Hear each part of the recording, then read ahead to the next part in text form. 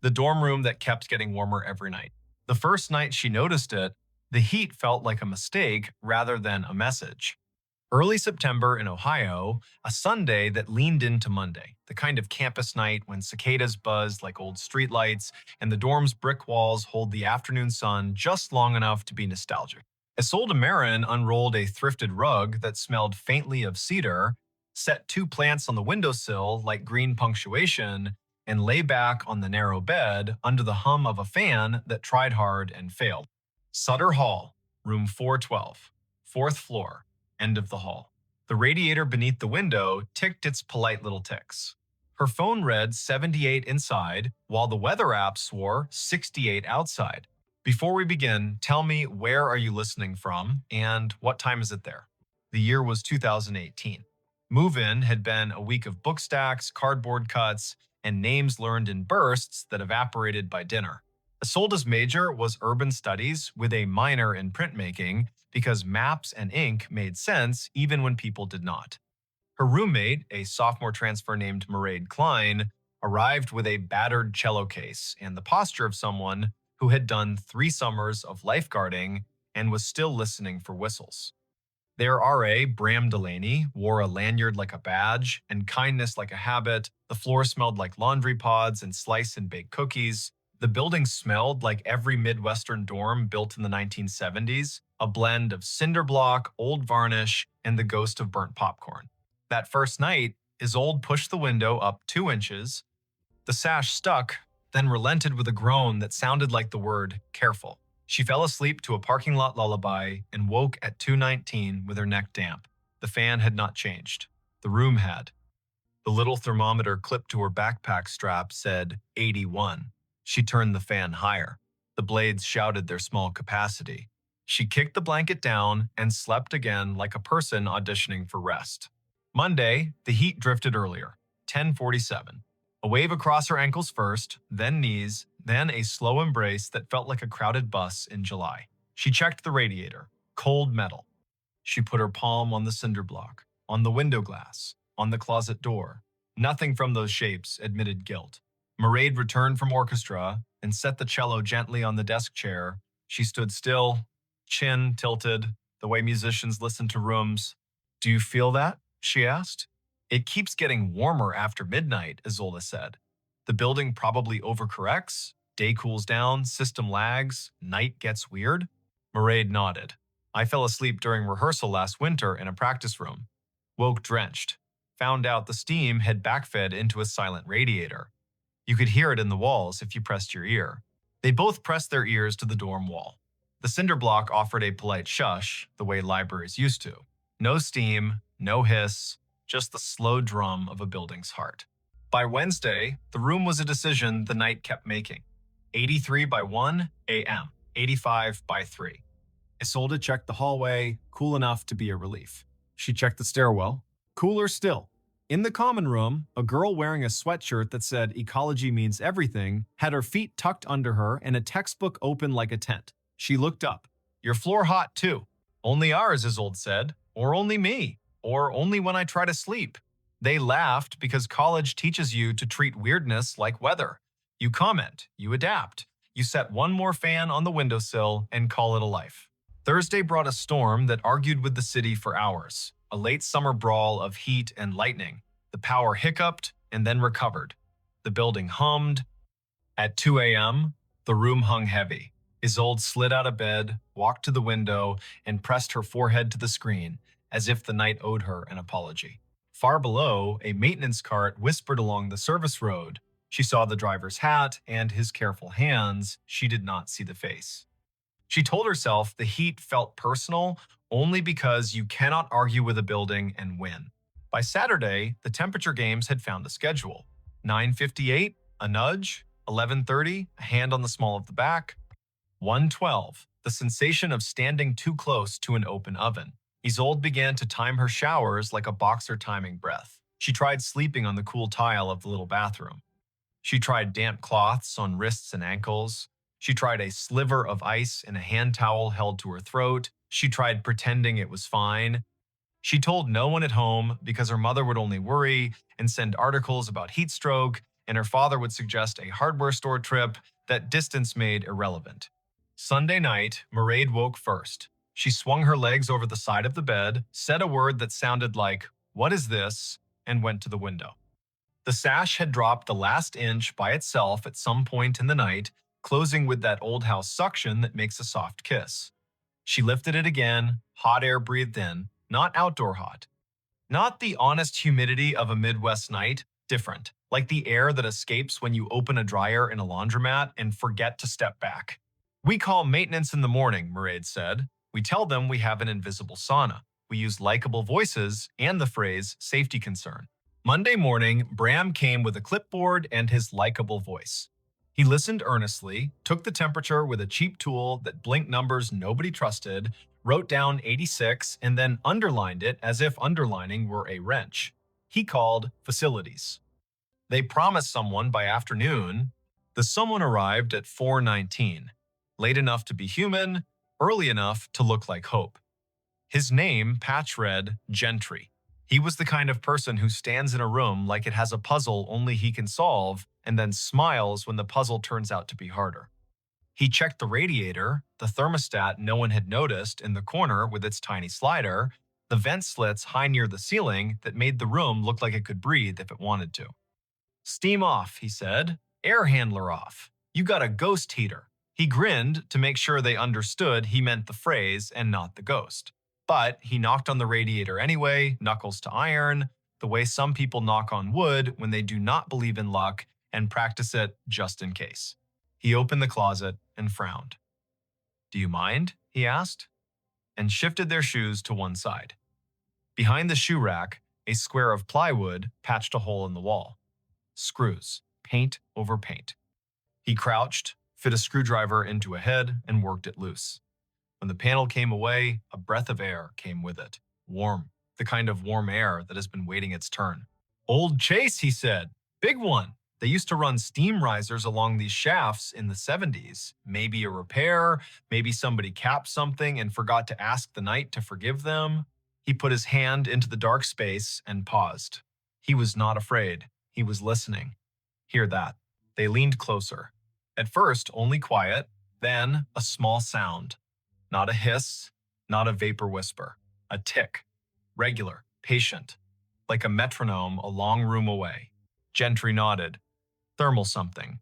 Or a tenant below you added a pet space heater that thinks it owns the building. I'll trace the chase. I'll talk to the engineers." He put the panel back gently and made a note on his worksheet with a pencil that had been sharpened to the earnest point of a person who still respects graphite. "I will try to fix the physics. In the meantime, get a bigger fan."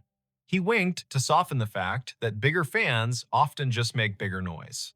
They bought another fan anyway. They bought clips to hold the window higher. They bought ice in the deli and wrapped it in a towel like a patient. Still, Knight insisted. Isolde began keeping a notebook. It was a habit from a summer job shelving returns. Titles, times, temperatures. Notes that sounded like weather reports written by a poet with a bad sense of humor. The dorm ate the cool at 1:18. The bed felt like a cast iron pan that had forgotten it was retired. I dreamed of a field on fire with no flame. She started staying up with the heat to see if it would reveal its reason. She did readings in the hall where the air felt borderline normal. She ate popsicles and pretended it was study fuel. She took walks at 2 and saw the campus under its other mask. A place of slow bikes and glowing vending machines, and a custodian humming while polishing a floor into a lake. Once she saw Gentry in the stairwell, descending from 5 with a coil of flexible duct over his shoulder like a silver python that had agreed to be helpful. He nodded and lifted one hand without letting the duct slip. "Sleep," he said in the tone of a wish. By the 3rd week, a rumor floated into their floor group chat. Sutter Hall used to be a summer dorm for high school programs and band camps. The heat was leftover rehearsal energy. Someone else wrote that an electrical fire in 1979 had bruised the 4th floor and the building was still shy about it. A person named Quillen in 409 posted a link to an archive student newspaper with a grainy photo of firefighters carrying a hose through a stairwell that looked exactly like theirs. Headline: "Minor fire, major evacuation. No injuries, cause unknown." Mairead, who believed in research the way some people believe in saint candles, went to the library's basement where old newsprint lives. She returned with photocopies that smelled faintly of toner and dust. The story was sparse. Smoke at 3:03, alarms, students in bathrobes on the lawn, the heat source somewhere inside a wall where a maintenance chase ran, repairs by October, reopening with new paint and the same old radiators. She spread the pages on the desk like cards. There, she said softly, pointing to a little box at the margin. Letter to the editor. Student writes that the heat on 4 was getting worse each night before the fire. RA told them to open windows and hydrate. Facilities said everything within normal range. The days were normal. The nights turned the rooms into ovens. Isolde looked from the paper to the cinder block. Sometimes a run of text looks like a hallway and you want to walk down it with a flashlight. She hit the building's history page on the university site. Donors. Dedications. A black and white photo of a ribbon. Nothing about the night warmth that arrived like someone else's breath. At 1:27, the room grew heavy again. As if their research had rung a bell the building had been waiting to hear. The fan jammed the window open, but the heat came anyway. The little thermometer blinked 88 and then surrendered to the idea that numbers, like sleep, sometimes lose track of themselves. Isolde slept badly and woke with a headache that tasted like pennies. On her desk, the notebook sat open to an entry she did not remember writing. The letters were tidy, her handwriting when she tried to look like someone else.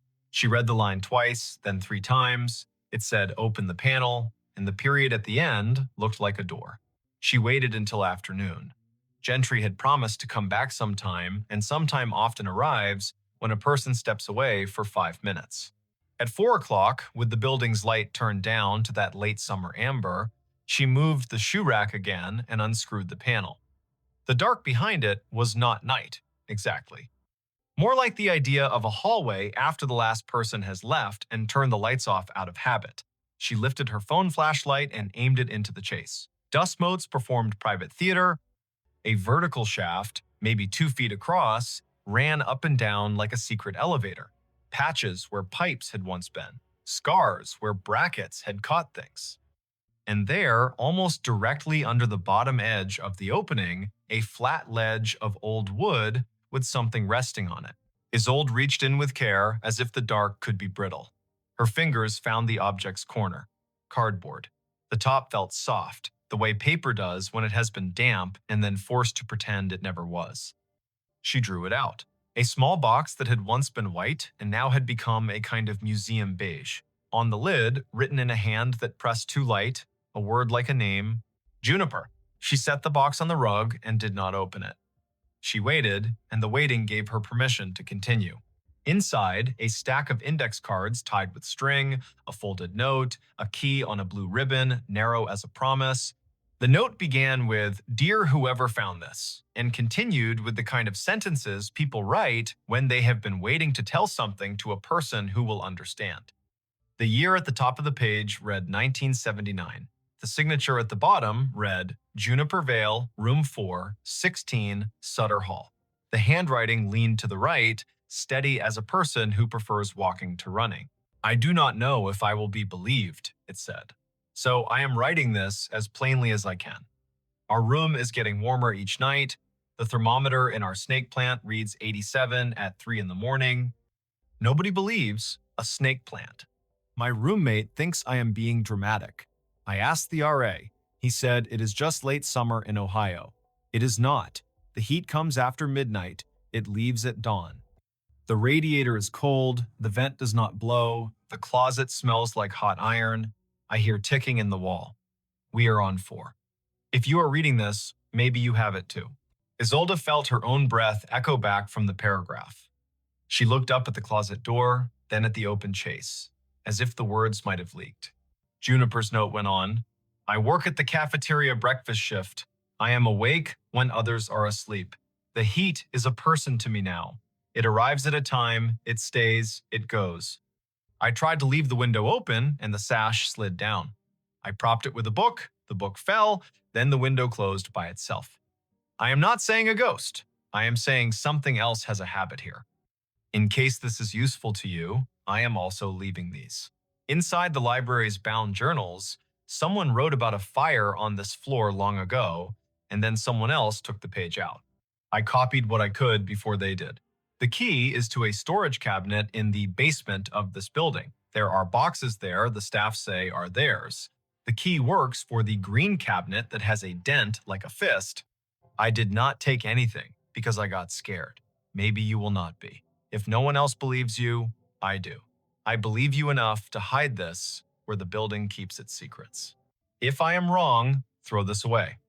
If I am right, find what the staff do not talk about. Do not forget to sleep. That is where your spine remembers its job. Mairead came in from rehearsal and stopped when she saw the open panel, the box, the pages laid like a small altar. She sank to the floor and read with both hands pressed flat against the rug as if to steady the words. We have to find the cabinet, she said, voice quiet like church. We have to ask Bram to not ask questions. Bram did ask questions because that is also the RA's job. When he saw the note and the box and the panel, he bent his head. He was not a superstitious person, only a person who had worked 3 summers as a camp counselor and learned that buildings hold mood the way lakes hold wind. I can get you into the basement, he said. I will walk away from the door and hum loudly so that if anyone asks me what I was doing, I can say I was humming. You will be fast. The basement under Sutter was everything a basement should be. Cool as forgiveness, damp as a memory kept by concrete. The hall shone a soft yellow that made everything look like a faded photograph. Green cabinets lined one wall.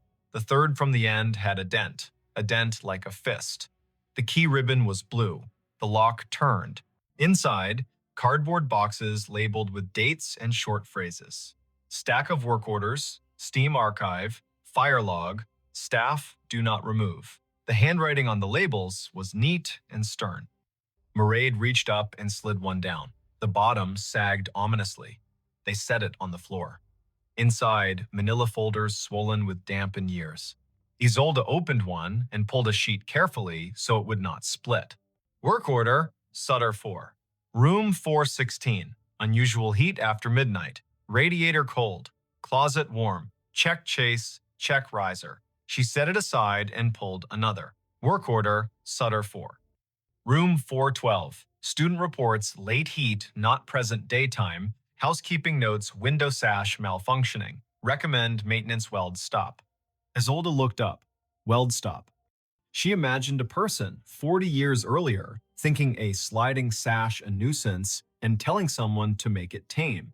Another folder. Fire log, September. Smell of hot iron. Call at 3-3. Response within 3 minutes. Source uncertain. Damage limited to inside of chase between 412 and 416. Cause undetermined. Recommendation: cap steam riser permanently at basement and roof. Service ticket created. The paper clipped to the recommendation was a receipt for parts and a penciled note reading, done. A second note added another sentence in a different hand. Night crew reports residual heat persists. Monitor. Mairead pressed her palm over her own heart.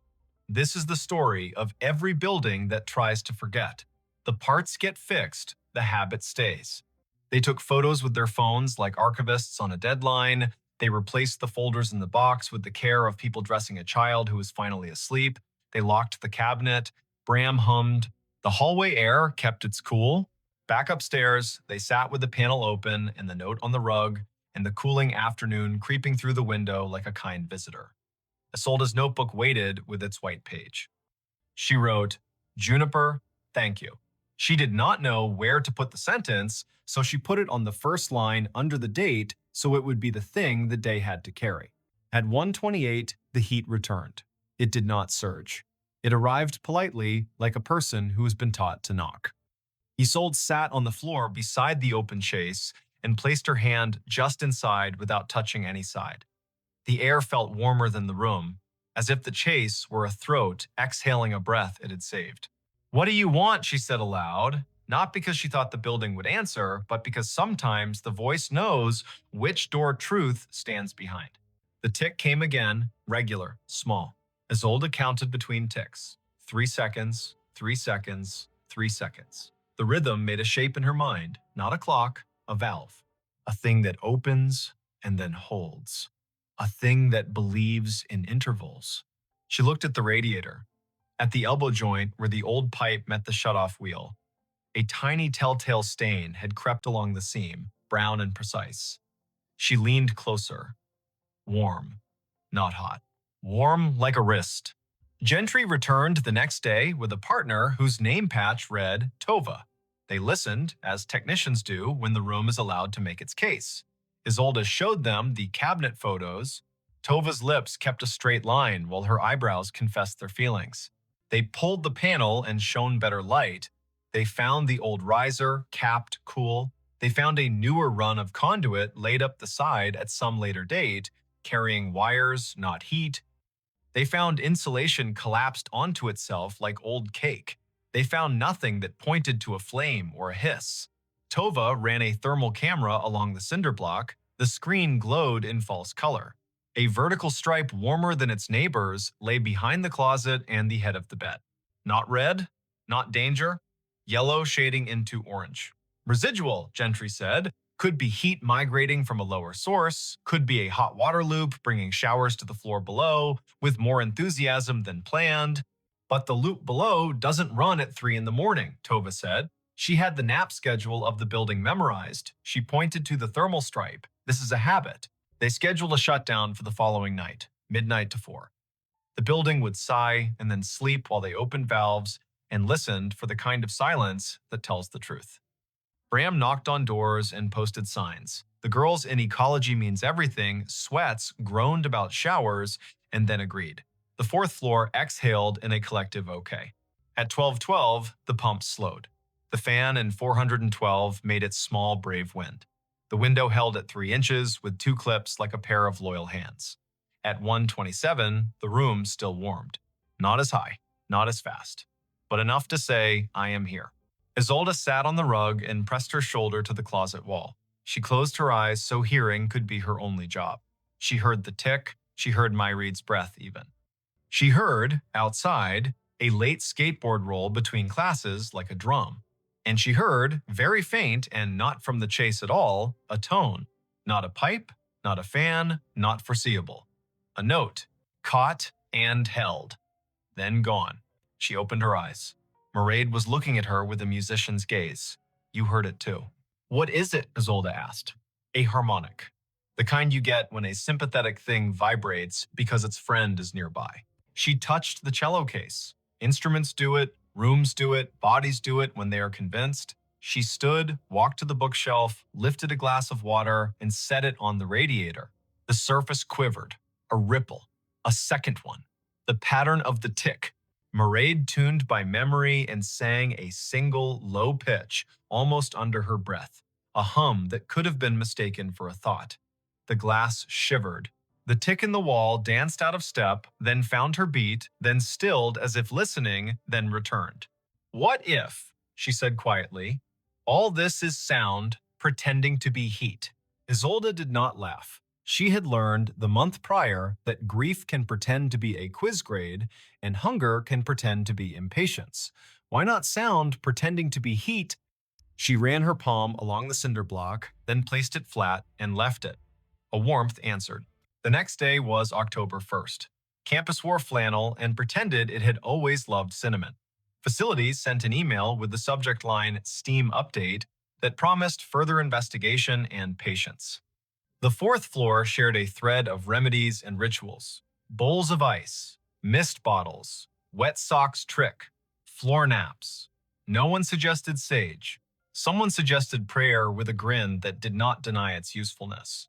That night, the heat arrived like a smaller animal. 81, 82, a steady hold at 83. Manageable if you learned how. Isolde placed the glass on the radiator again, turned off the fans, and waited for quiet to settle where it belongs. Mairead sang once, twice, and stopped. The glass's ripples slowed. The tick shifted to the far side of the closet. A draft found her ankles like a cat checking for attention. The room listened back. They made it through October with methods that would have looked ridiculous out of context and were ordinary inside it. They slept with wet towels folded like scarves. They studied in the hall and accepted that their room had been reclassified as a place you prepared to enter rather than a place you lived. They kept the panel off. They learned to say thank you to cool mornings and to say aloud the promise to return before night put its hand on the doorknob. One evening, after a storm blew leaves against the window like letters trying to enter, Bram knocked and leaned in. "Facilities found something," he said. "You want to come see?" The invitation sounded like a friend offering to show you where a magic trick hides its thread. In the basement, Tova stood beside the building's old heart, piping like veins, valves like knuckles, tags tied with string, naming parts from an era that believed names mattered. She pointed to a run that disappeared into the wall beneath, where 412 would stand above them. Here, a capped branch, not steam, an old electrical conduit bypassed years ago. It sits next to a hot water loop. When the loop runs heavy during evening showers, it warms the conduit and then the chase. The chase carries that warmth upward. At night, when the loop cycles to keep the building from feeling abandoned, the warmth lingers. The panel in your closet became the mouth of it. A small chimney with no smoke. Gentry tapped the conduit with his knuckle. You could call it physics, you could also call it habit. Either is the right answer. They installed insulation around the conduit. They added an air brake in the chase so warmth would stop treating the wall like a ladder. They replaced the window's stiff cords so the sash would consent to stay where a human asked it to stay. They promised it would help. They did not promise everything. It helped. The nights cooled to numbers that looked like decimals instead of pronouncements. 77. 76 when the wind took an interest. Isolde slept without wet towels. She still woke at 1:27 once, for no reason except the body's loyalty to former alarms. She lay there and listened. The room made its old house noises. Outside, snow rehearsed far away and then gave up. She fell asleep, mouthing the word juniper the way a person mouths the name of a bus stop, to remember where to get off next time. November brought a letter. Real paper, wiggle of ink, the return address, for a dorm across campus, Reed Hall. Inside, 2 sentences in a tidy hand. "I found your note in the basement box when Bram fetched more tape for door decorations. My aunt's name was Juniper Vale. She lived in Sutter in 1979. I have a photo of her in front of a radiator holding a cup of tea and laughing like the tea was a joke. Thank you for believing her. Signed, Quillen Vale, room 305. Isolde wrote back. She wrote about the cabinet and the boxes and the way the building had tried to forget.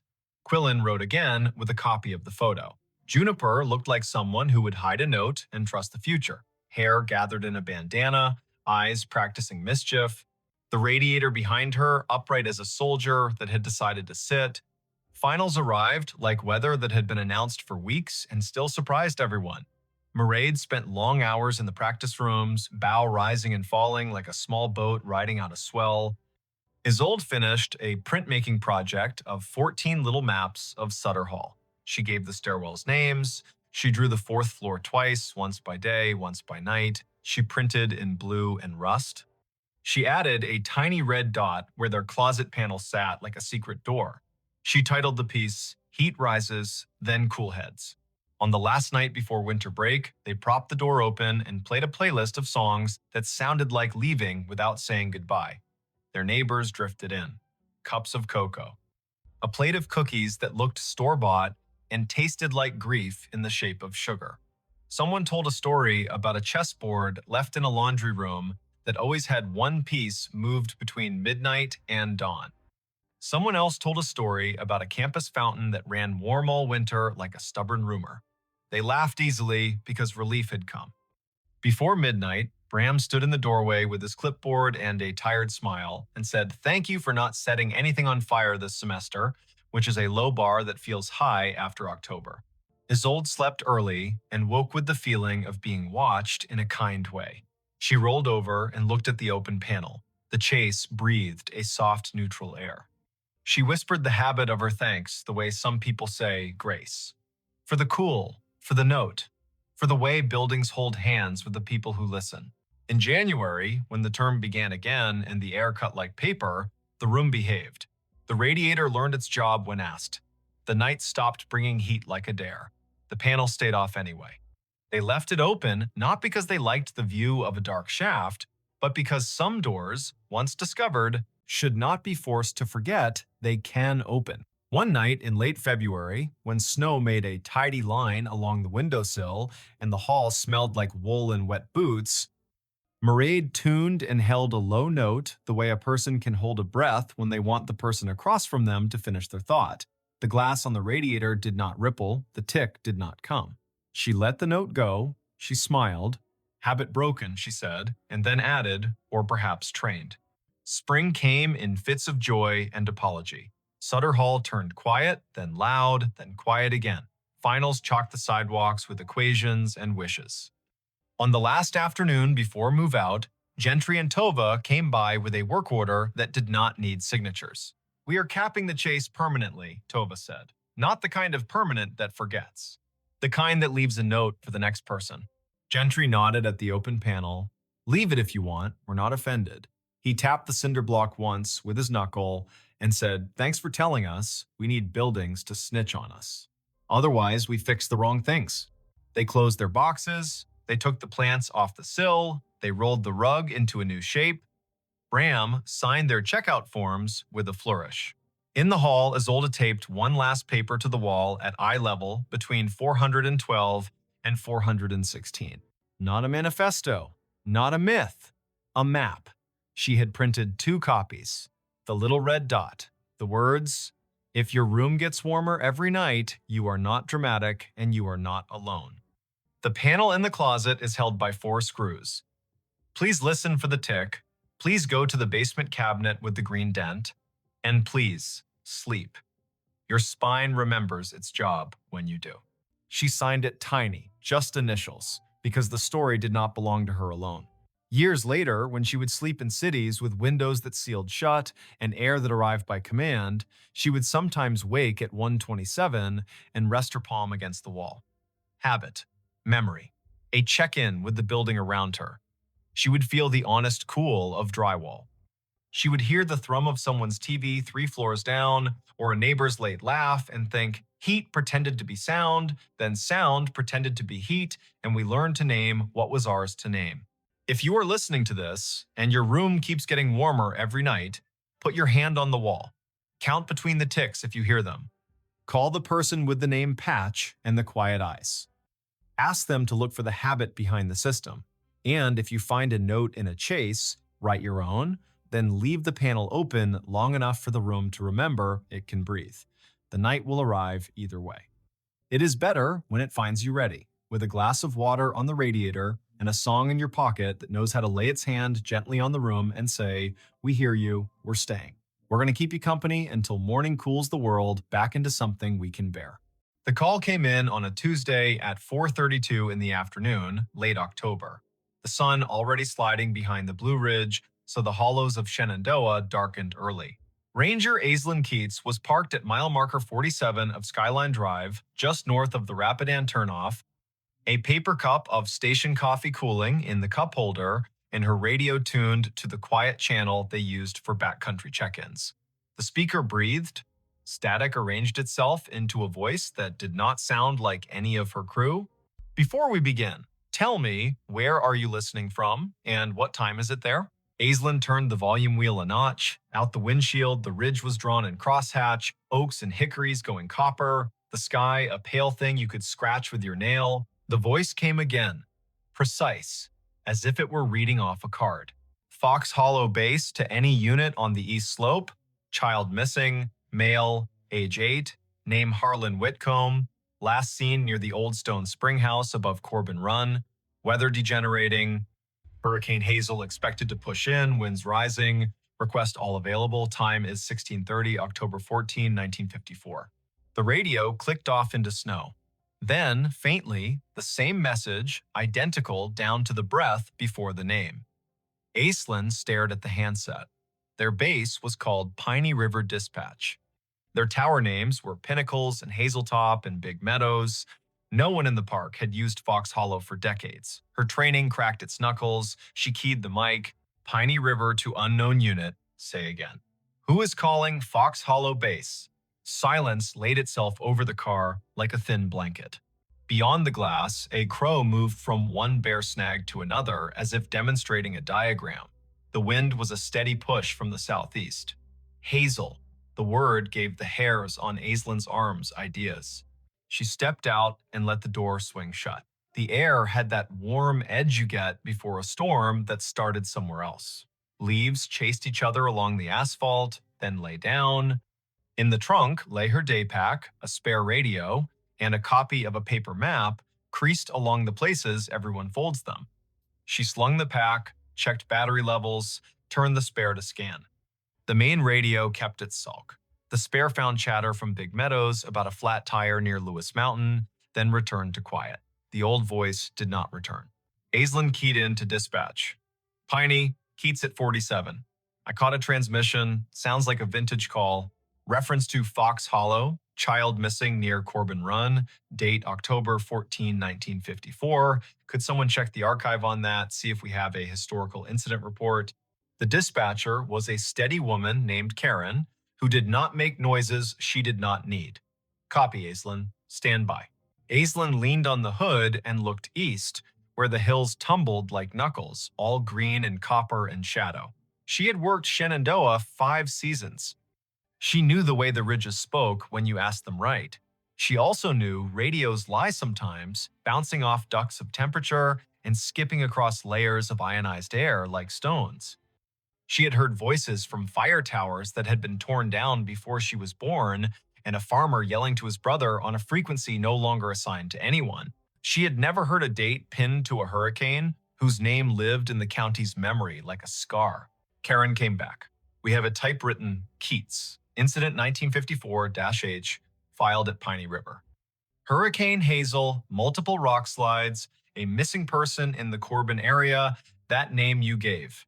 It is a cold file. It does not say recovered. I repeat, not recovered. No remains located. Not closed. Aislinn pressed the radio to her shoulder until the plastic complained. Copy. Can you send scans to my phone? I'm heading down to the Corbin Run access.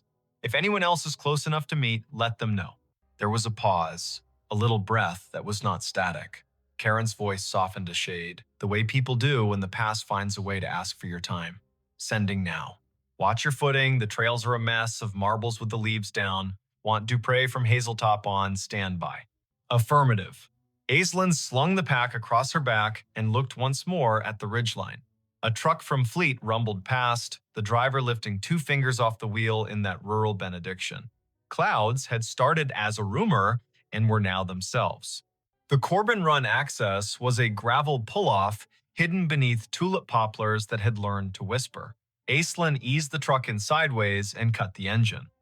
She took the trail with her boots, making small promises to each rock. The stream voiced itself down the hollow knit of last week's rain and this afternoon's melt of a single stubborn snowpatch in a shadow under a ledge. The map told the story of the lower springhouse, a square of stones where water had been convinced to behave. Above it, a ledge with a scatter of quartz chips, the leftovers of older hands doing older work. Aislinn kept an ear on her radio and the other on the creek. She caught the place where a trail forgets itself and becomes deer.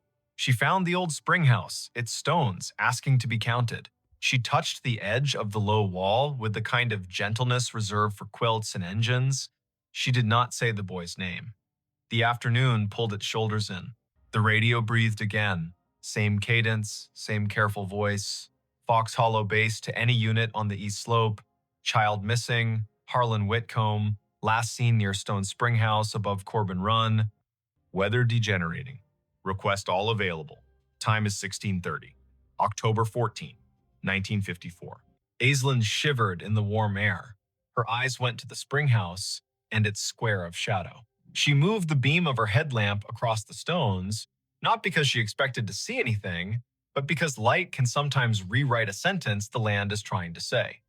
The beam found a length of rust half buried in the moss along the back of the foundation, thin as a butter knife, with a clip and a circle at one end. She crouched. A whistle. Army surplus by the look of it. She teased it free, the moss unwilling to let it go. The metal had pitted and softened into a river-colored thing. She wiped it once against her sleeve, then regretted the act.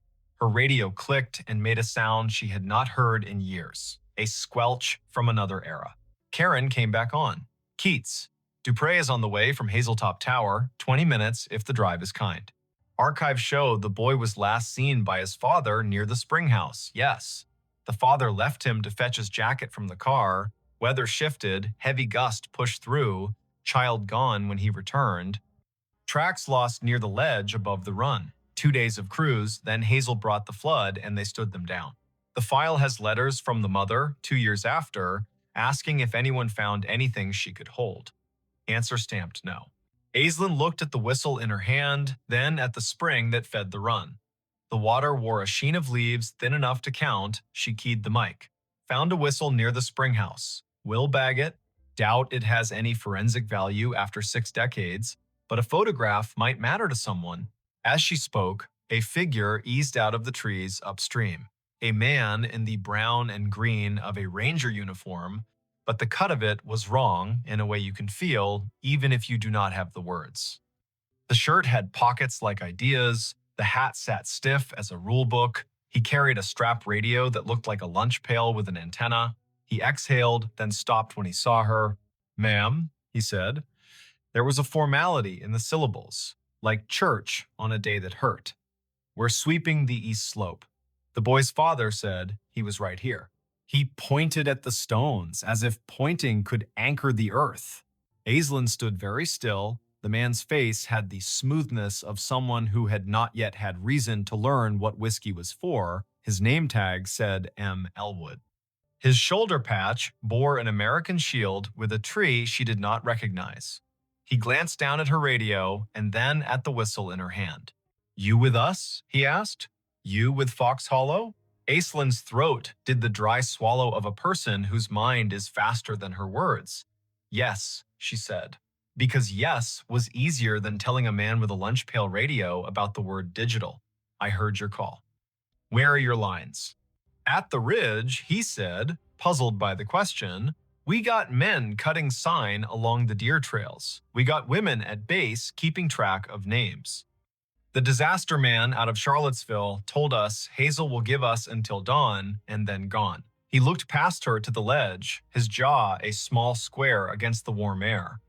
"Mother is at the church in Syria, not the far one, the one with the bell rope that sticks. She keeps asking if he had a jacket. She wants the question to be a fact."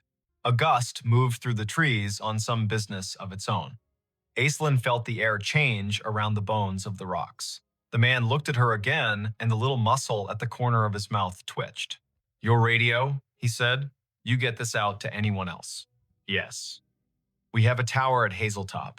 They know. Someone is coming." "Good," he said softly. Then he put 2 fingers to his brow, an old salute done halfway because distance is difficult to respect when the ground is asking for more of you. He stepped past her, boots exact on the damp leaves, and moved toward the ledge, listening with his face. He put a hand out, as if to feel a draft. His outline lightened, as if the warm air had decided he belonged to it. The forest made the sound of a coat hem brushed along a pew. He was gone. Aislinn stood, her hands empty now, that the whistle had weight inside a bag. She did not call after him because naming a thing makes it pick a room and leave all the others. She climbed the slope above the spring house, careful, testing each foot. The ground showed her where it had let go before. The soil had slumped sometime between 1954 and now a scar that trees had tried to stitch. She scoped along the edge and thought about the father leaving for a jacket, a boy with a whistle and a spring that talks even when wind tells it not to. Dupre's SUV nosed into the pull-off as the last of the light left, and the storm made its speech.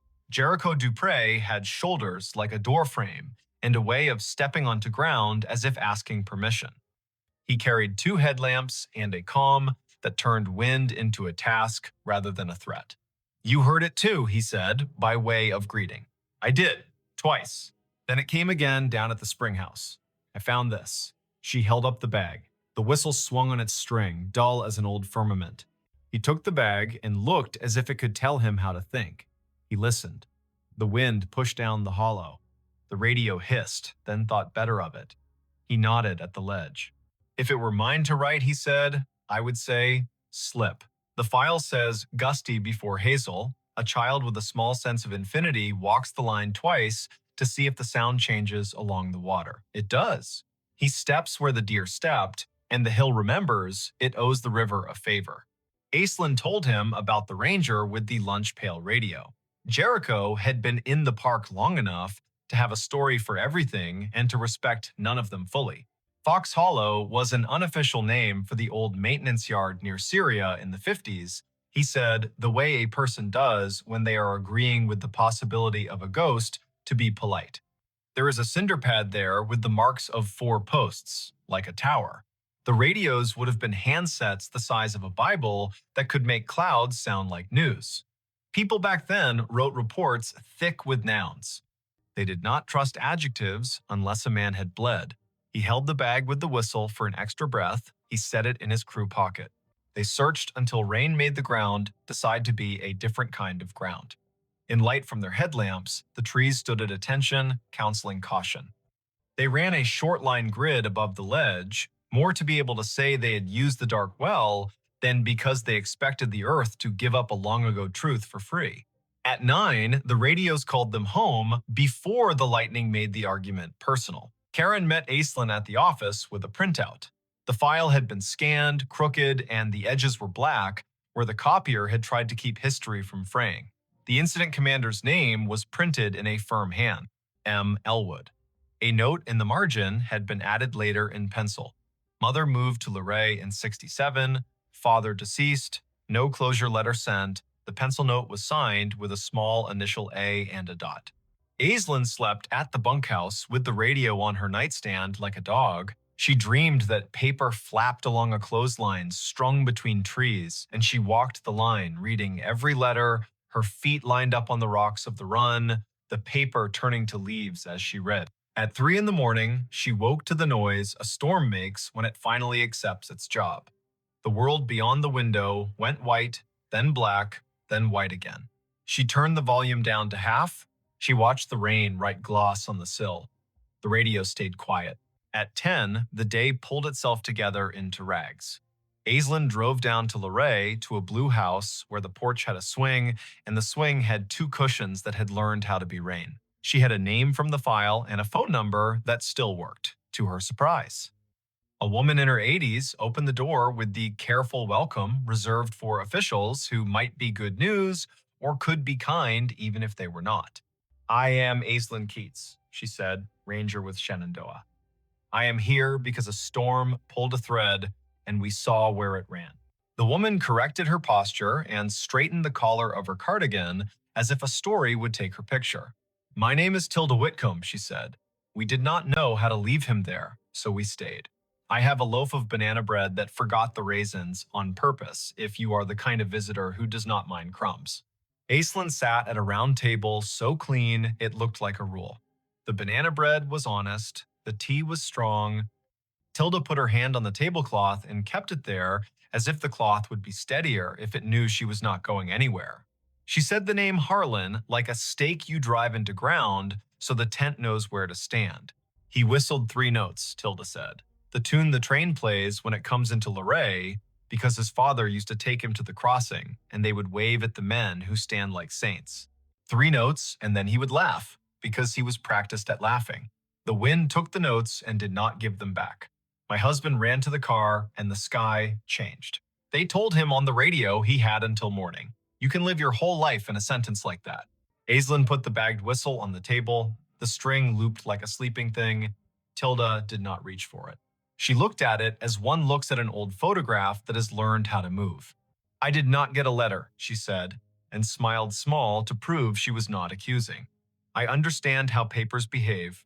I was a clerk before my hands forgot to love the carbon paper. I suppose I wrote a letter in my head every day for 2 years. Then I stopped asking out loud. You cannot keep asking the same question without turning into a different person. The whistle sat, silent, older than most of the kitchen. Tilda looked out the window, and the window looked back. A red cardinal landed on the feeder and told everyone, rudely, that it had arrived. Tilda laughed at the bird, and the laugh made her look like a photograph of herself. Aislinn asked about the ranger named Elwood. Tilda's eyes softened. Martin Elwood went to our church, she said. He was the kind of man who knocked on the door with his hat in both hands. He brought us a bag of oranges at Christmas and apologized as if the oranges had failed to be children. He wrote the report because that is what he could do, and he built a cinder block box for the tower that was not a tower, and then he got quiet like men do when they find out the world can keep a thing from them and they still have to go to work. Back in the truck, Aislinn let the radio hum. Big Meadows asked Pinnacles to send a set of cones to mile marker 62. A bear stared down a minivan with an intensity that made the parents breathe like swimmers. Life had resumed its insistence.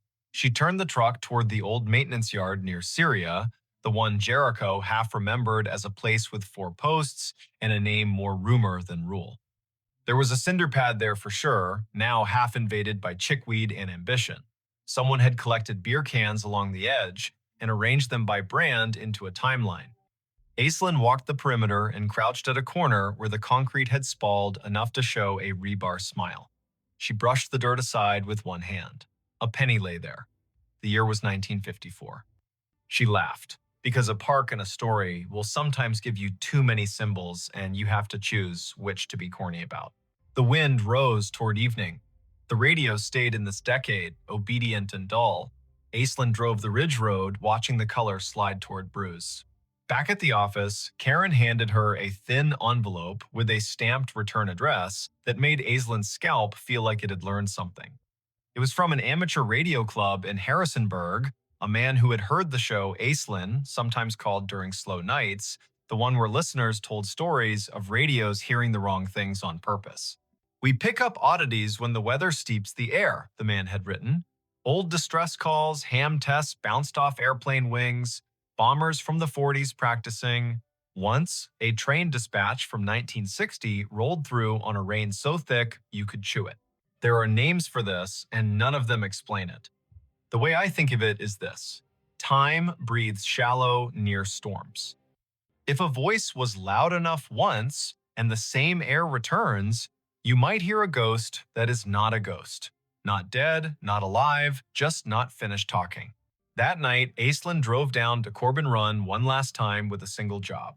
She stood by the spring house and held the whistle. She did not put it to her lips because it belonged to a mouth that had done its work. She set it on the stone in the square of water smell and said a sentence Tilda had given her permission to say. "Harlan, your mother sits with a red bird and forgives the form and the weather.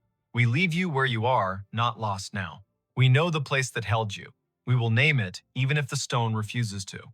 Thunder argued with a ridge to the west. Aislinn picked up the whistle, tucked it back into the bag, and snapped the bag shut the way you close a letter you cannot ignore any longer. Her radio breathed and then found words. Fox Hollow Base, to any unit on the east slope. Search secured. Weather has moved us. We will resume when it lets us. Families headed to shelter. If anyone finds a whistle, mark the spot. End of report, October 14, 1954. Aislinn lifted the handset to her mouth and did not speak. The silence she chose felt like respect, not fear. She held the radio until the voice faded into the music of rain. Then she climbed the hill back to the truck. The park wrote its own ending. Winter stripped the ridge to bones. Spring came with its first honest green. In May, a blowdown above Corbin Run sent a sycamore through the soil like a spoon and revealed a ledger of stones that had not seen light since Eisenhower. A student volunteer named Leda, working off a citation from a noisy night, found 2 marbles wedged into the roots where the ground had been a child's pocket. One was blue as the ridge on a clear day.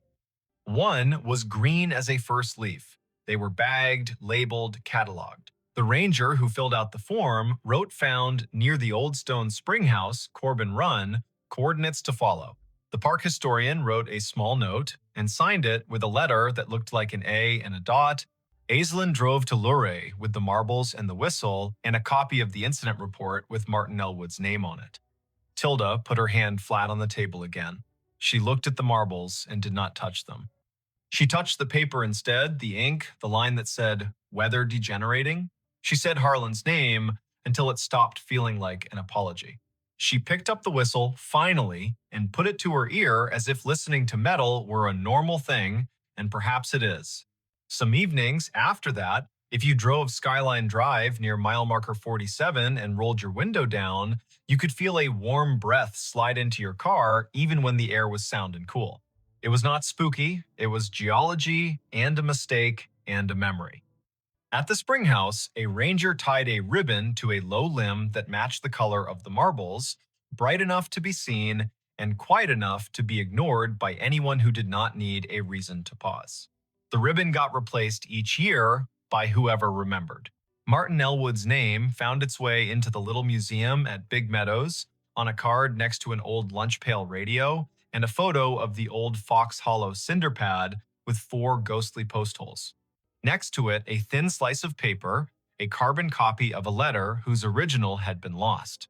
The letter said, "Dear Mrs. Whitcomb, we are sorry we did not find your boy to bring him home. We did not stop looking until weather and hope told us to stop. He was last seen by the spring house that feeds Corbin Run. If you come to the park, a ranger will show you the stones."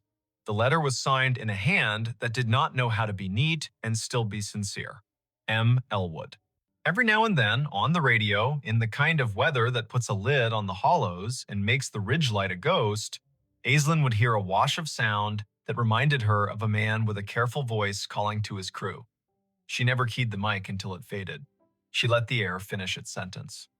She would step out of the truck and breathe the warm breath held in the cut. She would look toward the run that kept talking to the river under the leaves. She would say what she had learned to say when a story meets a place and refuses to end, just because the people in it have "thank you quietly" to the air. Then she would drive on, a little slower than before, as if a child were walking along the edge of her attention and she had decided to step back from the edge too. If you are listening from a place where the weather is steady, imagine a ridge crouched under a storm and a voice from a year you have to say out loud, not with numbers, but with breath. 1954. Hazel. Fox Hollow. A boy with a train's 3 notes in his mouth. A ranger with a lunch pail radio who pressed his fingers to his brow as if holding in his head all the ways a hill can keep a thing. Imagine the way a whistle feels in an old hand. Imagine the way a mother sits at a table and forgives a paper for being paper. Imagine the square of stones where water has no choice but to tell you where it is going. Then, tonight, when your own house makes its old noises and your clocks tame the hour into a number, let 1 minute expand for a voice that is not finished. Listen the whole time. Let the warm air pass across your face and do not name it. When it is done, say thank you and mean it. Then go to sleep. The hills will keep watch. The radios will behave until they do not, and even then, what they bring may be kinder than you fear. He followed the whistling into the cornfield. He told himself it was wind in the stalks, nothing more. But the sound had shape, and it carried a tune the way a bottle carries a ship. It rose up from the edge of the north field just before midnight, thin and certain, 3 notes first, then a run, then a pause, that felt like a person making room for breath. The night in Story County, Iowa, was the kind that makes a kitchen window into a mirror. He stood with one hand on the sill, the other around a chipped mug, and the whistling kept at it, unafraid to be heard. Before we begin, tell me where you're listening from and what time is it there? This was late September 2015. The day had been warm, sky rinsed clean after a brief storm, gravel roads drying into their usual rattle. The farm sat 1.5 miles south of Nevada, east of the Skunk River, where it hooks like a lazy elbow. The corn had gone that heavy, dull gold that means the grain is ready and the husks are sick of holding on. In the house, the bedside clock down the hall said 11:52. On the porch, a moth bumped the bulb, reconsidered, bumped again. Merritt Dow listened and felt his scalp move, the way skin does when a memory gets up and looks at you. He had heard whistling most of his life, but not like this. His father had been a whistler when he repaired the sickle bar, when he checked the tension on the auger belts. His grandfather, too, walking the rows with a plug of tobacco and a tune older than the tractor. Merritt could place a tune by county if you gave him a night and a jar of iced tea. This one, though it didn't belong to any porch or station wagon, it had the small brightness of a fairground and the old soul of a hymn, mixed wrong on purpose and still somehow right. He set the mug down, pulled on his boots without bothering with the laces, and stepped into the porch light. The whistling came again, 3 notes that stepped down like someone walking off a train. He clicked off the switch. The yard went honest. The gravel drive was a gray river. The corn made its tinny rain sound whenever the breeze remembered its job. To the north, the trees along the fence line held their breath. Merritt had a habit of heading toward curiosity as if it were a calf out past the fence that needed fetching. He took the flashlight from the hook, the heavy kind with a rubber grip, and checked the batteries the way a person checks their pulse. He told himself this was neighbor trouble, or a kid from town testing bravery on a Friday dare. He told himself this was what the night does to grown men when sleep holds them by the elbow and then lets go. He told Dinah, the old collie, to stay. She licked once, turned in a tight circle on the porch rug, and stayed. He crossed the yard, past the big maple that had survived lightning by pretending it hadn't happened, and stepped onto the headland by the north field. The first road took him in like a store's door chime. The stalks were tall and dry, leaves bent into knives. The ground was soft from last week's rain and held his boot prints as if for reference. He waited for the whistling. It came from farther in now, or the rose had changed the way sound bends when it's forced to choose a path. He chose a path. He took row 18, the one that ran with the slight slope and the way water teaches roots to drink. His father had run the planter careful this spring, GPS straight when the signal behaved, by eye when it didn't. Row 18 should have held like a rail. The stalks pressed against his sleeves. The flashlight beam drew clean wood into the dark leaves, bleaching white, silk like old hair, dirt a puzzle of last year's husks, and this year's pennies of mud. The whistling stopped. He stood still. His breath sounded like someone else's in the mask of leaves. He tasted dust. He listened until listening felt like a rope he had to keep from dropping. Farther north, down toward the low spot by the drainage tile, it started again, only louder, as if the person had turned their head and decided the audience was worth the effort. Merritt moved. 3 rows over, the tram line cut across, a packed strip where the sprayer had gone in June. He took it. The corn arched overhead, leaves flicking his ears. Spiders had slung long theories between stalks. He broke them and apologized in his head. He had walked this ground every day for months, and the ground had said yes like a friend. Tonight, it felt like a cousin, a person who loves you without being sure what to do with you. He reached the low spot. The field dipped and turned its face toward the tile that ran down to the ditch. The air was cooler here, lined with the smell of black earth that keeps secrets for centuries, because that's what it was paid to do. The whistling had gone softer. A trill rose up like someone trying to make light of an apology. Merritt swept the flashlight sideways. The beam caught the blue reflection of something small and glassy. He crouched. A marble. Blue, with a pale ribbon curled inside, half under a leaf. He touched it with one finger and felt the way glass feels when it learned patience waiting inside a pocket for its chance. He stood, and the beam hit another, green this time, lodged at the foot of a stalk. He put them both in his shirt pocket without thinking which pocket meant past and which meant present. "Hello," he said. The field appreciated the effort, if the small answering hush meant anything. He wasn't the kind of man who called out names into a place that did not have names to call back. He was the kind of man who waited and then took one more step, the way you do with cattle that have decided the gate is optional. He took one more step. The ground had a memory. His boots sank an inch, then 2. He pulled up. The mud let go with a sound like a low laugh. The beam found a scuff in the soil that wasn't his. It had rained the day before, a polite rain that brightened the world and left. Tracks should be fresh. This mark had a sharpness to it he didn't like. He aimed the light again. The scuff came to a point. Not deer, not raccoon. A toe of a boot slid sideways and corrected because the body above that boot had decided to remain upright. The field held that story and did not mind telling it. The whistling kept on. It moved east. Merritt moved too, allowing the rose to push him into the old waterway nobody planted because it cost more to argue with a ditch than to go around. He hit the bank and paused. The sound was close enough now to feel the mouth that made it, the slight wet at the end of notes, the breath through teeth. Above the ditch, on the fence line, a scarecrow leaned into the moon like he had been invited. Merritt had dressed him in a flannel shirt in July to keep the birds from laughing outright. Now the shirt's checks looked like an argument. The hat had blown off sometime in August. The stake had a twist in it the way wood does when it was alive and insists on a personality after. The scarecrow whistled. Merritt's body did not move in the way of cartoon men. He did not jump. He did not fling the light so hard the beam went to the stars. He stood, the way a person stands when what he sees insists on being nothing but what it is. He put the light on the scarecrow's painted mouth. The paint was flaked, the smile wrong on purpose. His father's old gloves were nailed to the crosspiece, fingers bent into permanent work. The straw at the neck had learned the shape of wind and refused to unlearn it. The tune came again from behind the scarecrow, clipped by fence wire and field. He played the beam along the fence. This line had been his grandfather's. His father had repaired it across 3 winters, one staple at a time, using a hammer that had bent 100 nails and 100 more.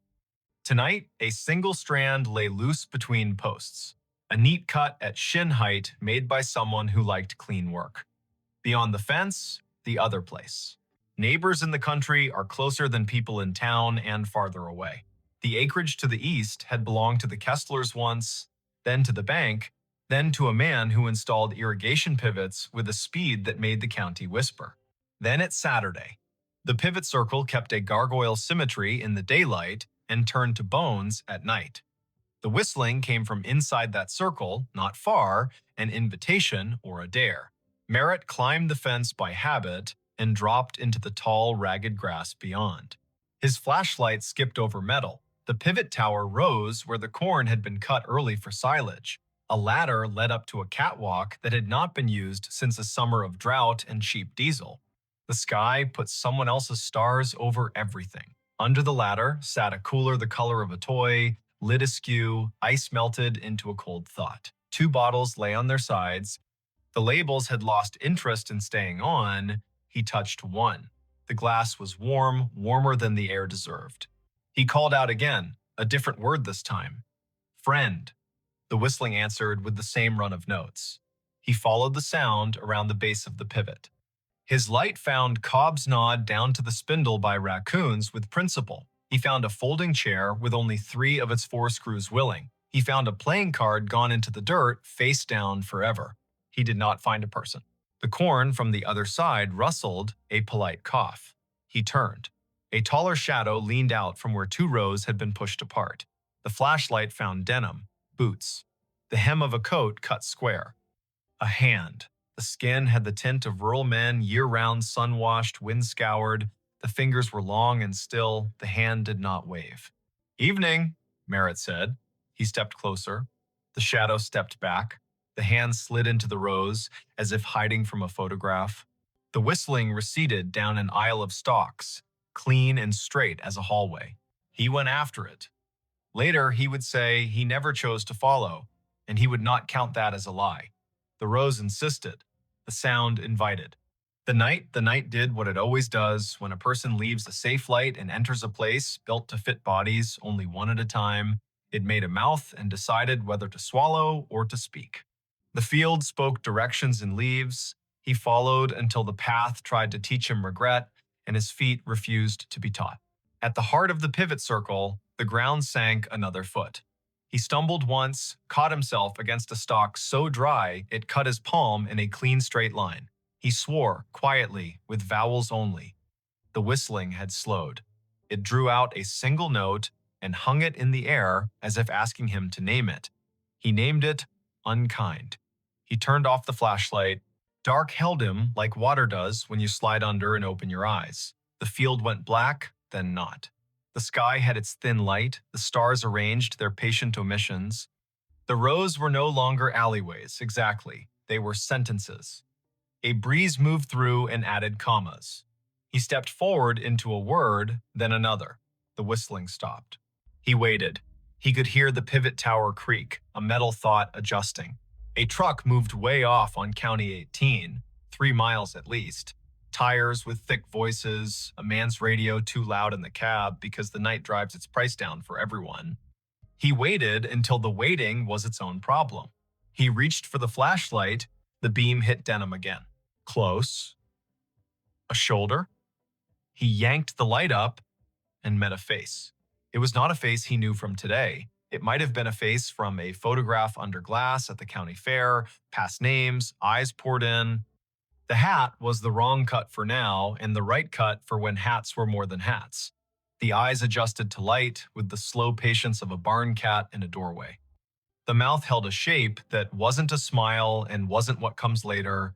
The cheeks were hollowed in, the way working men's cheeks sag when they finally let the day have them. Don't, the man said, not loud. He lifted one finger the way a teacher does when she'd rather not get stern. Don't shine. Merritt lowered the beam to the man's chest. The denim had a tag that read, Kessler in faded thread, as if a mother had stitched it when mud was the usual weather. The man nodded, brief. He put 2 fingers to his mouth and whistled the run again. The notes slid under the leaves and came back altered by straw and distance.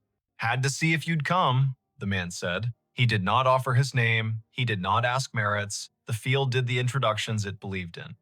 The man tipped his chin toward the north, where the ditch had cut a new curve 2 springs ago, and nobody called the county because sometimes you let water take responsibility for its own choices. Come on, then. They went up Row, across the tram line, down again. Merritt kept the light aimed at boots and dirt the way you aim swear words when children are sleeping in the next room. The man's hands brushed the tassels as he went, leaving no sound. The field learned him and forgot Merritt in the same breath. They crossed into the neighbor's back 40, and the soil changed, darker and more confident. The rows had more to say here. The whistling would come and go like a small animal, checking the air and disliking it. The man stopped at a patch where the stalks had been storm-bent and then righted themselves out of pride.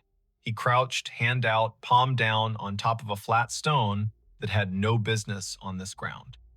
The stone was square. It held an iron ring in one corner. He tapped it. The sound returned like a jar lid. Used to be a storm door, he said. For the root cellar. They built the house up there. He flicked his eyes toward where the stars thinned and the silhouette of a ruined chimney picked its teeth on the horizon. Tornado took it in 54, you know that. Merritt nodded. He had heard the story. The county leaned on that year. It changed the way people believe in roofs. 3 days after, the man said, setting his palm to the stone like a pledge, my brother thought he heard whistling here. We believed him because he was the kind of boy who told the truth, even when it meant he had to walk back and fix something. He followed it. Everybody followed it. Men with boots and women with cakes and ropes and tubs and a feeling of the back of their necks being breathed on. We pulled the stone up. We brought lanterns. It goes under like a snake down there. The cellar does. We didn't find anyone. No boy, no breath, just apples rolling because that's what they do when people die. Things keep their job anyway. We closed it back up. Weather put a shoulder on it. And now, he stopped. The whistling came, this time from under their feet. It rose up through the stone like a trick, thin and mean and a little proud, a tune that went square, then wandered off the edge. The iron ring shook against its socket with a burr. Merritt felt the hair along his forearms ask for a vote. Now, the man said, it calls people here when it's time. He put his hand on the ring. I'm tired of it calling people here who are not me. He lifted. It did not rise much. The hinge had rusted itself into religion. The man looked at Merritt, not pleading, exactly, not persuading. He looked like a person offering you the end of a sentence the world has been running too long. Merritt set the flashlight down on its base and got his fingers under the corner. The stone was heavy-hearted, more weight than mass, the kind of weight that comes from being asked to hold back a story. They lifted together. It rose an inch, then 2. It settled on a ridge of broken brick. The smell answered before the dark did. Apples, old and bitter, work that had gone on without supervision. Cold earth that had kept promises by crushing them. A draft moved across Merritt's knuckles. It took his body down a list to be sure each part remembered what stand means. The whistling ran up inside the gap and out. It had volume now. It wished it had a throat. It would have stopped if someone had blessed the night right then and said, "Go on to sleep." No one blessed the night. Merritt and the man held the stone a second longer, then eased it down onto a stick propped like a tired knee. The gap held. The dark inside threw itself at their eyes and bounced back, patient. They did not aim the flashlight in, the man would not have it, and Merritt knew enough to trust someone who belonged to a place this much. They listened instead. The whistling ran its tune twice, then twice again, and each time the final note sagged, as if asking someone to let it lie. "Why me?" Merritt asked. He wasn't offended by the question. He wanted a reason that could wear a hat. "You were the one who heard it honest," the man said. "You stayed at the edge of your field as long as you could and still came. Some men run because they want a story to tell about themselves. You came because you wanted to know who to go fetch." Merritt shoved down the part of himself that softened at that. He bent, slid his hand into the gap until his fingertips touched the dirt at the lip. It was cool, the way a basement never loses January. He searched by hand, careful for glass, nothing but pebbles and the slow grind of last century's lessons. The whistling faltered. It shortened itself and became 3 notes, those 3 notes he had heard at the kitchen window, the 3 his father had bent into the radio between ballgame innings, the 3 his grandfather had used to call a dog that never needed calling. He withdrew his hand and stood.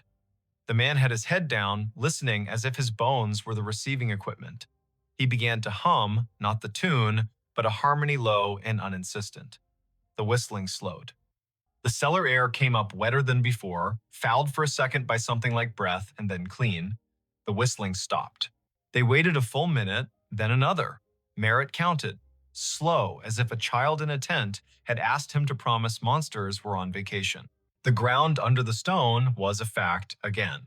The man let his harmony stop, the notes settling like a bird on a line, and then choosing not to stay.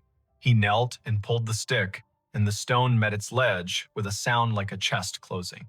"Sometimes," the man said into the calm, "it wanted an argument. Sometimes it wanted somebody from back then to say his name and make a promise. It wanted a mother crying on the dirt. It wanted men with rope because rope makes everyone feel helpful. Not tonight. Tonight you came and you didn't carry any of that. You just listened harder than the field wants you to. That's enough." They stood together in the rows until the night got bored with them and went to do what the night does in other places. The pivot sighed and remembered it had bearings, not opinions. The ditch water moved on its way, not fast, not slow, never wrong. A coyote put a sentence into the air and another answered, and both sentences agreed to end where they did. The man tipped the brim of a hat he wasn't wearing and turned back into the corn. His boots made no more sound than a thought that knows its limit. Merritt found his way to his own side of the fence. The cut strand had not healed. Fences need hands. He climbed and dropped into dirt he had paid for with 3.5 decades of rain and frugal Sundays. The scarecrow leaned the same way. His flashlight picked out a nail that had worked proud where a glove met wood. He tapped it back in with the handle, the small sound a hope. On the porch, Dinah lifted her head and thumped her tail twice. He sat on the steps and watched the sky unspool its last thin silk. The clock over the stove in the kitchen read 1:42. A local freight passed through town without asking anyone's opinion. The night had its usual old chair smell. Merritt took the marbles from his pocket and rolled them in his palm. He did not take them in the house. He set them on the porch rail, 2 small moons that decided to belong to weather again. He slept in the chair by the door with the light over the sink left on because he was still old enough to do what his father had done and still young enough to want a reason for it. In the morning, his neighbor from across County 18 pulled into the drive with the casual angle of men who do not use turn signals because everybody already knows where they're going. Otho Vale had the kind of face that had learned to tolerate sunlight and other people's plans. He stepped out, looked toward the north field, then at the porch where the marbles caught the first slant. He paused. "Thought I heard it last night," Otho said, as if they'd been in the same dream and had already agreed on the parts to keep. "I didn't come. I was afraid if I went, I'd bring the wrong thing with me. You go." "I went?" Merritt said. He poured coffee into a cup that had chipped the day his daughter drove away, with her car full and her eyes wider than they had any right to be. He handed the cup down. There's a stone out there. You know it. Otho nodded. Been there longer than you and me combined. Some things are a door, and some things are the breath you take before you knock. They sat without sitting, Otho leaning on the post, Merritt half on, half off the iron chair that had belonged to his wife's aunt, and squeaked like the first word of gossip. The morning took the night apart and put it away neatly. The field did what fields do after an event. It pretended nothing had happened and invited you to harvest. By 10, the co-op truck rumbled up, the driver wearing the resigned cheer of a man who deals in averages for a living. Merritt walked the headland with him, pointed at moisture readings that lied slightly, agreed to pretend the numbers were written on a blackboard by someone with authority. He did the work. He did it until the work forgave him for wondering what else he might be supposed to do. That evening, he repaired the fence where the strand had been cut. He pulled it tight and stapled it with his grandfather's hammer because you use the tools that know your hands. He hammered in 3 staples and left one in his pocket so the fence would remember there is always one more job and it can't get cocky. He checked the pivot base out of courtesy to the machine. He replaced nothing. He spoke to no one. The sky went red behind weather stacked to the west, Kansas doing its job of sending clouds as if on purpose. For a week, the field behaved. The wind laid down its sheet music neatly. The coupe truck counted out grain like blessings. He slept at the proper times and did not wake to odd hours with the feeling of someone whistling at the edge of his life. The marbles stayed on the porch rail until a grackle knocked one off and it rolled into the peony bed and took up residence there like a kindness. The other slid into the pocket of his jacket and made friends with a nickel and a screw. On the 9th night, just after the 10 o'clock news told its last hurries, he heard the 3 notes again quiet, like acknowledgement, not summons. He walked out to the north edge and stood with his hands in his jacket, listening. The breeze had a bite, the first hard frost would be soon. He unlocked the gate at the lane and left it open for an hour, for no reason at all anyone else would endorse. He closed it again out of habit and walked back slowly, because a person should walk slowly sometimes or the land will feel cheap. He did not go back to the stone unless the sound asked, and it did not. He did, however, leave a small jar on the porch rail next to where the marbles had Saturday. It held nails, the good kind, old, with heads like pennies. Every day when he came home, he put one in his pocket, and every day when he went out after supper, he took one back to the fence line and put it in a coffee can under the scarecrow's torn shirt. Nobody told him to. He liked the weight exchange. He liked that fences need reminding and that the world is not improved by a man who ignores a slack line because his thoughts are more interesting. October reached both hands across the month and pulled. The trucks came and went. The harvest went well enough that he stopped thinking about what could have been if it had rained 4 more afternoons in August. He slept, he woke. The whistling did not return in any way that made him leave his chair. He began to tell himself he had imagined a portion of it, as a man will do when a thing does not ask for money or apologies. Near Halloween, his daughter called from Cedar Rapids, a night shift at the hospital, voice folded with fatigue and the kind of joy that remembers to leave room for the day. He told her about the fence and the harvest and the brakes squeal on the auger wagon that he had decided to live with until January. He did not tell her about the cellar. He would, maybe, when she brought the little boy down for Thanksgiving and they stood by the ditch and talked about frogs like a miracle. He would, maybe, if the field asked them both. In late November, after the last corn went into the bin and the bin talked in its sleep, the county put on its winter color. The field showed ribs, the ditch showed its honest bottom. The wind took one of the scarecrow's gloves, and Merritt did not replace it because some things are beautiful at half done. He walked every line of his ground one afternoon with the sun low and the temperature willing. At the fence, by the pivot circle, under the coffee can where he had been giving the fence its nails, he found a small thing. A train ticket for a child, maybe, not used. Edges scrolled by, damp and patience. The print read, Nevada to Ames, 2 bits. He turned it over. On the back, someone had written 3 notes the way some people know and others never will, little ovals marching up and down a ladder of lines. The ink had migrated slightly into the paper, the way memories do in older heads. He put the ticket in his pocket with the nickel and the screw in the marble that had refused the peony bed. He looked toward the stone without moving his face much, because a person does not want to give a field reason to brag. He said thank you into his jacket as if the cloth were a helper. He walked home. Winter did what it does. It scoured the county down to the essentials. It made the roads into suggestions and the kitchen into a chapel.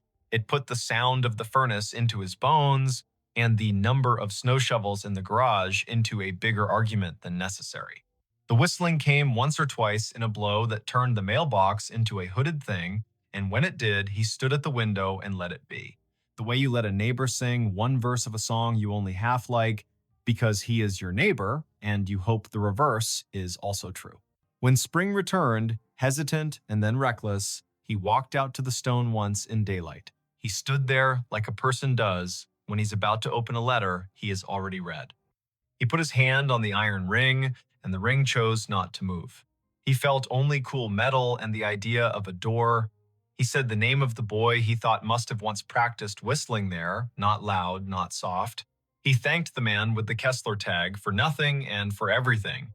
He went home and planted, because that is the part of the story a farm writes to remind itself the ending belongs to the ground and the beginning belongs to the same. If you ever hear 3 notes carry clean from a field at midnight, and you are the kind of person who can tell the difference between wind and a message, remember this. The first step into the rose is a promise. Don't make it if you intend to perform yourself for the dark. Bring only your boots, your breath, and your willingness to be the person who will go fetch, not the person who will tell about fetching. Don't shine your light straight into old places unless someone who belongs to them asks you to. Lay your hand flat on what needs closing. When a tune that has wandered too long finds its last note, let it. When a door that has been heavy learns again how to rest, do not hire that door for different work. There are states where cornfields wear their ghosts like belts. There are ditches whose water knows the names people set into it. There are stones that have been held down by weather and held up by stories. There are men who can whistle and men who cannot, and both kinds do well if they listen. And sometimes, in a county that owes as much to wind as to family, a man with a flashlight and an old dog asleep on the porch will follow a tune into the rose and come back, having left something that doesn't need his hands anymore. When he sits down again, the chair will squeak in the key the field prefers. The kitchen clock will softly argue with the refrigerator about seconds. The night will soften him on its slow wheel. The next day, someone will wave on County 18 without lifting a hand, and the answer will come back exactly right. And somewhere beyond the line where 2 quarters meet under a fence, a stone will find it easier to be a stone because 2 men lifted it once, together, and then set it down the way the land asked.